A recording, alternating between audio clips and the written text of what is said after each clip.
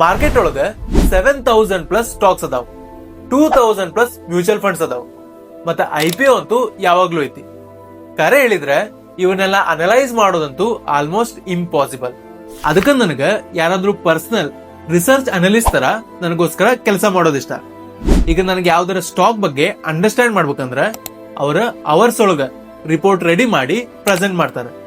ಯಾಕಂದ್ರೆ ಈ random videos ನೋಡಕ ಬಾಳ್ ಟೈಮ್ ಬೇಕು. ಆದ್ರ ನನಗೊಂದು ಟೂಲ್ ಸಿಕ್ತ. ಅದ್ರಾಗ ನಾ ಜಸ್ಟ್ ಒಂದ್ ಕ್ವಶನ್ ಕೇಳಿದೆ, ಟಾಟಾ ಮೋಟರ್ಸ್ ಸ್ಟಾಕ್ ಎದಕ್ಕೆ ಫಾಲ್ ಆಗತ್ತೆ ಅಂತೇಳಿ. ಅದು ವಿದಿನ್ ಮಿನಿಟ್ಸ್ ಅದ ಅನಲೈಸ್ ಮಾಡಿ ಕ್ಲಿಯರ್ ಎಕ್ಸ್ಪ್ಲನೇಷನ್ ಕೊಡ್ತೆ.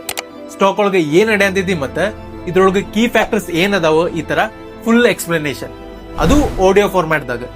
ಈಗ ನಾ ಏನಾದ್ರು ಟ್ರಾವೆಲ್ ಮಾಡೋದಿದ್ರೆ ನಾನು ಪಾಡ್ಕಾಸ್ಟ್ ತರ ಇದನ್ನ ಈಸಿಲಿ ಕೇಳಿ ಅಂಡರ್ಸ್ಟ್ಯಾಂಡ್ ಮಾಡ್ಕೋಬಹುದು. ಮೊದಲಿಗೆ ಟಾಟಾ ಮೋಟಾರ್ಸ್ ಕಂಪನಿಯ ಶೇರ್ ಬೆಲೆ ಇದ್ರಾಗ ಬೆಸ್ಟ್ ಪಾರ್ಟ್ ಏನಂದ್ರೆ ಇದು ಮಲ್ಟಿಪಲ್ ರೀಜನಲ್ ಲ್ಯಾಂಗ್ವೇಜ್ ನು ಸಪೋರ್ಟ್ ಮಾಡ್ತೈತಿ. ಇವನ್ ಇದ್ರಾಗ ಕನ್ನಡ ಐತಿ, ಮಲಯಾಳಂ, ತಮಿಳ್, ಈ ತರ ಬಾಳ್ ಲ್ಯಾಂಗ್ವೇಜಸ್ ಅದಾವ.